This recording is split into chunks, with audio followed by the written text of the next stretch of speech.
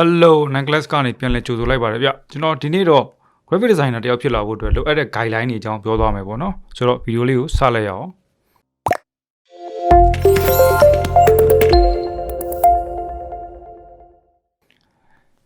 ကျွန်တော်ဒီ video ကိုလုပ်ရခြင်းအကြောင်းရင်းကတော့ကျွန်တော်ပေါ့လေဒီ comment ထဲမှာတယောက်က graphic designer ဖြစ်လာဖို့အတွက်လိုအပ်တဲ့ guideline လေးတွေပြောပြပေးပါဆိုပြီးတော့တောင်းဆိုထားတာဖြစ်တဲ့အတွက်ပေါ့နော်ဒီမေကွန်းလေးကလည်းကောင်းတယ်သူတောင်းဆိုထားတဲ့အကြောင်းလေးကလည်းလုံးဝတည်တင်တည်ရတဲ့အကြောင်းလေးမလို့ကျွန်တော်တည်တလောက်ပြန်ပြီး sharing လုပ်ပေးတယ်ပေါ့နော်ဆိုတော့ graphic designer ဖြစ်ဖို့ guideline တွေကိုမကြည့်ခင်ပေါ့လေအရင်ဆုံး graphic designer တွေဖြစ်လာဖို့အတွက်လိုအပ်တဲ့ပေါ့လေလုံးတင်တာမလုံးတင်တာစောင့်ရင်ရှောင်ရန်တွေကိုကျွန်တော် video တစ်ခုလုပ်ထားပေးတယ်ဒီ video ရဲ့အောက်က description ထဲမှာ link လေးထည့်ထားပေးတယ်ပေါ့နော်အဲ့ link မှာအရင်သွားကြည့်ပြီးတော့မှကျွန်တော်ဒီ video ကိုပြန်လာကြည့်လို့ရပါတယ်ဆိုတော့အရင်ဆုံးပြောချင်တာ graphic designer တယောက်ဖြစ်လာဖို့ဆိုရင်ကိုယ်စီမှာပြန်ပြီးလေ့ကျင့်ဖို့မိမိအိမ်မှာပေါ့လေ laptop သို့မဟုတ်ကွန်ပျူတာ desktop လိုပါတယ်ဒါက very basic ပါဆိုတော့ပြန်လေ့မကျင့်ဘဲနဲ့ကျွန်တော်တို့ဘယ်ပညာမှမတတ်ဘူးလေအဲ့ဒါကအဆင့်တစ်ခုအနေနဲ့တော့မပါဘူးเนาะအဲ့တော့ designer ဖြစ်လာဖို့အတွက် guideline အနေနဲ့ပြောရင်ကျွန်တော်အချက်၈ချက်လောက်ရှိတယ်ပေါ့နော်ဒီကအပြင်ပထမတစ်ခုကတော့ကျွန်တော်တို့ design skill တွေကို develop ဖြစ်အောင်လုပ်ဖို့လိုပါတယ်ဆိုတော့ဒီနေ့ဆရာတင်လိုက်တာကပန်းသီးကို share လုပ်ထည့်တဲ့အယောင်ချိန်နဲ့ပေါ့နော်စားထည့်တယ်အဲ့ဒါဆိုကိုကအိမ်မှာပန်းသီးအစားလိမ္မော်သီးနတ်နတ်သီးတခြားအသီးတစ်လုံးလုံးကိုထည့်မယ်စားထည့်မယ်ပိုကောင်းအောင်လုပ်မယ်အဲ့လိုမျိုးပေါ့နော်ကိုယ့်ရဲ့ design ကို develop လုပ်ပါကျွန်တော်ပြောနေတာလုံးဝ beginner တွေအတွက်နော် designer တွေဖြစ်လာဖို့အတွက်ဆိုပေမဲ့ design လောကရရောက်နေပြီ designer guideline မသိရလူတွေလေဒီ video လေးကြည့်ရင်တော့တခုခုတော့ရင်ထဲမှာကြံခဲ့မယ်ဆိုတော့ကျွန်တော်သိကြပါတယ်။ဆရာတင်တာလည်းမဟုတ်ဘဲနဲ့ကိုယ်အပြင်မှာလေ့လာတာတွေလည်းရှိမယ်ပြီးတော့ software knowledge တွေလည်းပါမယ်ပေါ့နော်။ software knowledge ဆိုတော့ကျွန်တော်အဓိကအပြင် designer တွေက Photoshop Illustrator InDesign စတာတွေလေ့လာတယ်ပြီးတော့ After Effects တွေပါလည်းသုံးနိုင်ဖို့ကောင်းမယ်ပေါ့နော်။ဆိုတော့ဒါကကိုယ့်ရဲ့ design skill တွေကို develop ဖြစ်အောင်လုပ်ဖို့လိုမယ်။နံပါတ်2ချက်ကတော့ portfolio တစ်ခုရှိဖို့လိုပါမယ်။ဟုတ်ပါတယ် portfolio ဆိုတာကိုလှုပ်ထားသမျှကိုတက်ထားသမျှပညာနဲ့ဖန်တီးထားတဲ့အကောင်းဆုံးလက်ရာတွေကို portfolio တွေထည့်ပြီးတော့ပြရတာပေါ့နော်ဒီsocial media တွေမှာတင်ထားတာလည်းရှိနိုင်တယ်ဥပမာဖြင့်ပြောရရင်ကျွန်တော်တို့ dribble တို့ behance တို့ပေါ့လေတချို့ကြောက်လဲကိုယ့်ဘက်ကိုဒီ website လုပ်ပြီးတော့ကိုယ့်ဘက်ကိုတင်ထားတာလည်းရှိတယ်ပေါ့နော်ကျွန်တော် wix တို့ပါတို့အဲ့လိုမျိုးဆိုတော့ကိုအဆင်ပြေတာနဲ့ကိုထားလို့ရတယ် portfolio ရှိဖို့လိုတယ် portfolio မလိုပါဘူးဆိုတော့ဆရာကြီးတွေလည်းရှိတယ်ပေါ့နော် designer portfolio မလိုဘူးဆိုပြီးပြောတယ်ပေါ့နော်တိတ်အရေးမကြီးဘူးပေါ့လေဆိုတော့သူတို့ကတော့တခြားဂျိုဝါလာတာဖြစ်မှာပေါ့ဆိုတော့သူတို့တော့ကတော့မလိုဘူးပေါ့နော်ကဲနံပါတ်3ကတော့ network ချဲဖို့လိုတယ်ဒါကြောင့်တယောက်ဖြစ်လာဖို့ဆိုရင် network လိုတယ် network ဆိုတာဒီ cable network ပြောတာမဟုတ်ဘူးကျွန်တော်တို့လူချင်းဆက်သွယ်တဲ့ network ကိုပြောတာပါဆိုတော့ကိုက designer ဖြစ်ချင်တယ်အဲဆိုရင်ကိုယ့်ရဲ့ Facebook account ထဲမှာ social media account ထဲမှာကိုက designer တွေရှိနေပြီလားသူတို့ဘာတွေလုပ်နေလဲသူတို့ဘာတွေပြောလဲဘာမှလုပ်လဲအဲ့လိုမျိုးတွေကျွန်တော်သိဖို့လိုတယ်ဆိုတော့ designer တွေနဲ့ friend ဖြစ်အောင်နေ online မှာပဲမဟုတ်ဘူး offline အပြင်မှာလည်း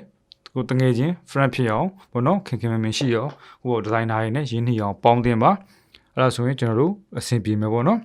design community တွေကို join တာ group တွေကို join တာမျိုးလည်းလုပ်ထားပါတော့အဲ့ဒါဆိုရင်ကျွန်တော် network ဖြည်းဖြည်းကျလာမယ်ဒါနံပါတ်3ချက်နံပါတ်4ချက်ကတော့ကျွန်တော်တို့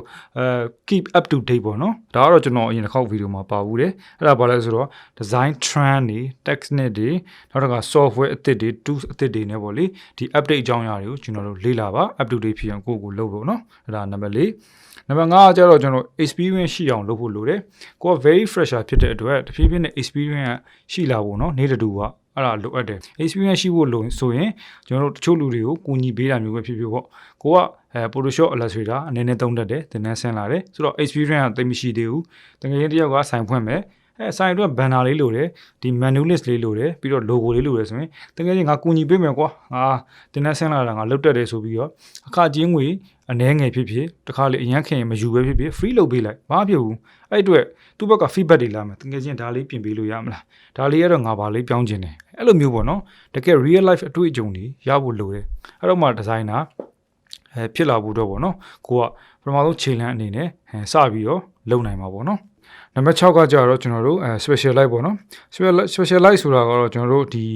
ကိုက designer လုပ်ပြီးဆိုရင်ဘယ်လို designer မျိုးလုပ်ချင်တာလဲဆိုတာရှိတယ်ဘ လို့ဒီဇိုင်နာမျိုးလဲဆိုတော့ဒီဇိုင်နာအမျိုးအစားကျွန်တော်တို့10မျိုးကျော်ရှိတယ်12မျိုး13မျိုးလောက်ရှိတယ်ဆိုတော့ဒီဇိုင်နာအမျိုးအစားတွေကိုကျွန်တော်တစ်ခုချင်းစီမပြောတော့ဘူးဒီဗီဒီယိုမှာကျွန်တော်ဗီဒီယိုအသစ်တစ်ခုတက်လုပ်ပြီးပြောမယ်ဆိုတော့ကိုကဘယ်လိုဒီဇိုင်နာဖြစ်ချင်တယ်လဲဆိုတော့ကိုပေါ့ကိုရွေးဥပမာပြောရရင်ကိုက web designer လား UI UX နဲ့ပေါ့နော်ဒါမှမဟုတ်ကျွန်တော်တို့ product designer လား company မှာလုပ်ရင်လည်း company မှာလုပ်တာပေါ့နော်အဲ့မှမဟုတ် logo designer လား font designer လားအဲ့လိုမျိုးကျွန်တော်တို့ designer ဆိုပြီးတော့အများကြီးကျွန်တော်ခွဲထားတာရှိတယ် branding ဆို branding ပေါ့နော်ဆိုတော့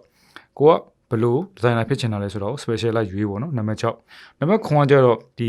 graphic design business ရဲ့ပေါ့နော်တခြားဆက်ဆက်နေတဲ့အရာတွေကိုကျွန်တော်လေ့လာမှာပေါ့နော်တခြားဆက်ဆက်နေတဲ့အရာတွေအကြောင်းအရာတွေဘာတွေလဲဆိုတော့ graphic design ဆိုတော့ကျွန်တော်တို့ဒီပုံလှလှလေးတွေလုပ်ယုံနဲ့ပြီးသွားတာမျိုးမဟုတ်ဘူးနော်ဆိုတော့လှအောင်တက်တက်နဲ့မဟုတ်ဘဲနဲ့ကျွန်တော်တို့ဒီ market A ပဲဖြစ်ရမယ်နောက်ပြီးတော့ကျွန်တော်တို့ဒီ graphic design လောကရဲ့ပေါ့နော်ဒီဈေးအခေါ်အဝေါ်တွေပြီးတော့ဈေးညှိပုံတွေ design တစ်ခုကိုဘယ်လောက်တောင်းရမလဲ logo တစ်ခုဈေးဘယ်လောက်ထားရမလဲအတင်အချတွေအဲ့ဒါကြီးနားလည်ထားဖို့လိုတယ်ဒီ market အကြောင်းပေါ့နော်သူများတွေဘယ်လောက်တောင်းနေလဲဘယ် level ဆိုဘယ်လောက်ရနိုင်လဲ video ဆိုရင်10 second ဆိုဘယ်လောက်ယူရမလဲ animation ဆိုရင်10 minutes ဆိုဘယ်လောက်ယူရမလဲ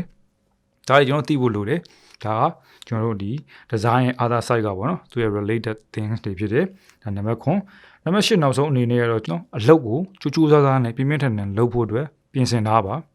ဒီချက်ကအရေးကြီးဆုံးเนาะအဲကျွန်တော်နောက်ဆုံးမှပြောတာဆိုတော့အလုပ်ကိုပြင်ပြင်းကြိုးစားနဲ့မလုပ်နိုင်ဘဲနဲ့တော့ graphic design နာဖြစ်လာဖို့ကမလွယ်ဘူး graphic design သင်တဲ့ဆင်းတဲ့ graphic designer ဖြစ်ပြီလို့လူတွေခံယူကြတာပေါ့နော်တကယ်တော့မဟုတ်သေးဘူးအဲ့ဒါဆိုတော့ကိုက graphic designer ဖြစ်နိုင်ပြီဆိုရင်ဖြစ်ချင်တယ်ဆိုရင်အပေါ်အချက်တွေကျွန်တော်ပြောခဲ့တဲ့အချက်တွေနဲ့လေကျွန်တော်ကြိုးစားပြီးလုပ်ဖို့လိုမယ်ပြီးတော့အလုပ်ကြိုးစားဖို့လိုမယ်ရှင်းရှင်းလေးအလုပ်မကြိုးစားရင်ကျွန်တော်ဒီနေရာမှာပဲရက်နေမှာပဲကိုယ့်ဘက်ကိုဘလောက်ပဲတော်နေလို့ကိုယ့်ကိုထင်အလုပ်ကြိုးစားတယ်လို့မခံစားရရင်ခမ ्या ကိုအလုပ်အပ်တဲ့လူတွေကခမ ्या အပေါ်မှာယုံကြည်မှုရှိမှာမဟုတ်ဘူးအဲ့တော့နောက်အချက်မှာအပ်မယ်တချို့ဆက်ဆက်ပြီးတော့ကြားမိလူတွေလေဟာ तू ကတော့အလုပ်ကိုတမန်ကရှန်ကမဲ့လုပ်တာ तू quality တွေကမကောင်းဘူးဆိုတော့ကျွန်တော် impression လည်း down တယ်အဲ့ဆိုတော့နေရာတကာမှာ effective ဖြစ်တယ်ပေါ့နော်ဆိုတော့အလုပ်ကြိုးစားဖို့ကရေးကြည့်တယ်နံပါတ်8အချက်အနေနဲ့အဲ့တော့တစ်ကနေနံပါတ်8အထိကိုအားလုံးလိုက်နာမှာဒီဇိုင်နာဖြစ်လာမှာလားဆိုရင်တော့ကျွန်တော်အလို့တော့မပြောဘူးလိုက်နာနိုင်ရင်တော့ကောင်းတာပေါ့နော်ဒီဇိုင်နာတယောက်ဖြစ်လာဖို့ guideline တွေကိုကျွန်တော်ပြောခဲ့ပြီးဖြစ်တဲ့အတွက် comment တွေကညီလေးဒီ comment နဲ့ fan တယောက်ကတော့ဒီဗီဒီယိုလေးကိုတွေ့ပြီးတော့ကျင်းတဲ့နှစ်သက်မယ်လို့ကျွန်တော်ယုံကြည်တယ်ပေါ့နော်ဆိုတော့ဒီလောက်ပါပဲဒီနေ့ကတော့ကျွန်တော်တို့နောက်ထပ်ဗီဒီယိုမှာပြန်လည်ဆုံတွေ့ကြတာပေါ့ဗျာအားလုံးပဲကျွန်တော် channel ကို subscribe လုပ်ဖို့မမေ့နဲ့နော် bye bye guys thank you